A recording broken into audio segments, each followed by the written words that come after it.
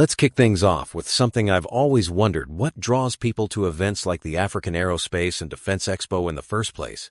I mean, it's not your everyday festival. What's behind the appeal? It's fascinating military expos tap into travel motives that go way beyond just loving planes and tanks. For a lot of people, it's about breaking up the daily grind, satisfying curiosity, and even chasing that feeling of novelty or adventure.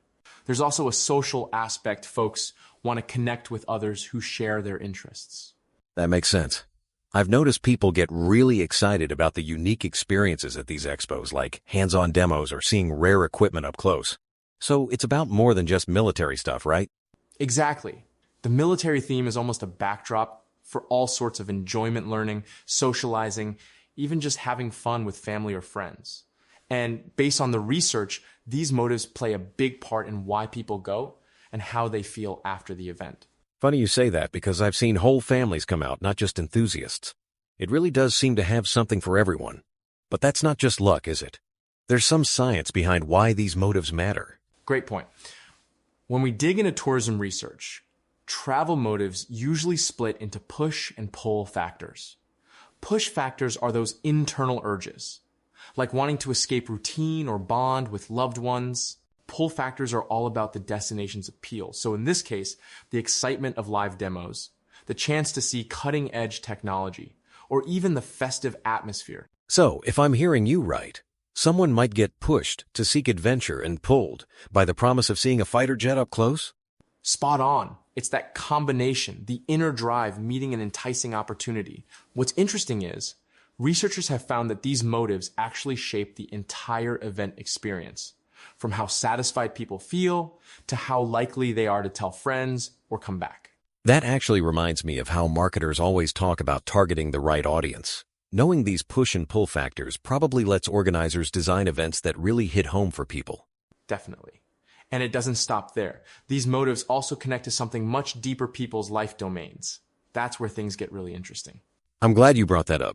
Life domains might sound a bit abstract, but I think they're actually pretty relatable. Like, everyone's got aspects of life that matter most to them, right? Absolutely. Life domains are basically the areas we care about: social life, leisure, personal growth, work, you name it.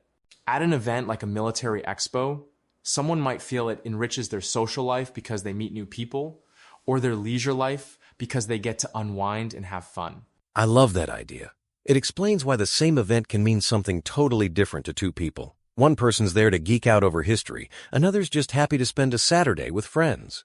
Exactly. And according to the research, when an event positively impacts these important life domains, that feeling doesn't just stay in one box. There's this spillover. So a great social experience can make someone feel better in general, boosting their overall quality of life. Now that's interesting.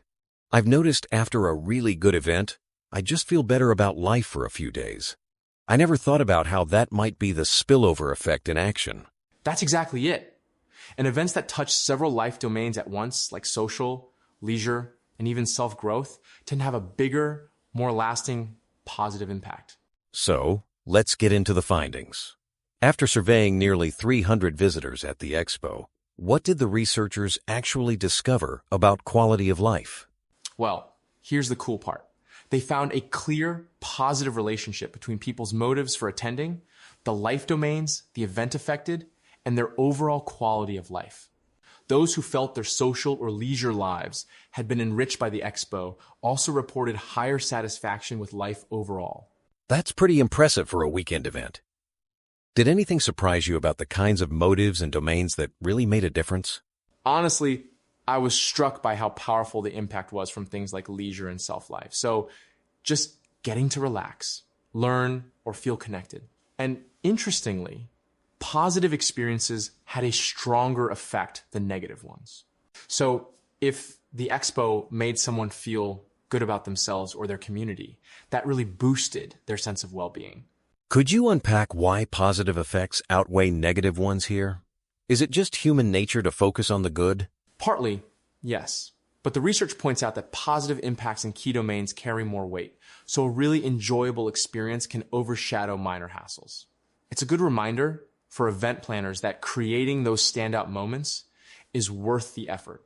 So, If you were advising someone running a big event like this, what would you tell them based on these findings? First, I'd say lean into what makes your event unique. Don't just copy-paste another expo's template. Highlight what's special, whether it's one-of-a-kind demos or opportunities for visitors to connect. And tailor your marketing to the life domains people care about, like social or leisure activities. That actually sounds like a recipe for making loyal fans, not just attracting new faces. Anything else organizers should be thinking about? Absolutely. Think about inclusivity. Use multiple languages in your promotions to reach more people, and gather feedback on which parts of the event made the biggest difference in people's quality of life. That way, you can keep evolving and making the experience even more meaningful. Love it. It's pretty inspiring to know that with the right approach, an event can do more than entertain. It can genuinely lift people's spirits and improve their well-being.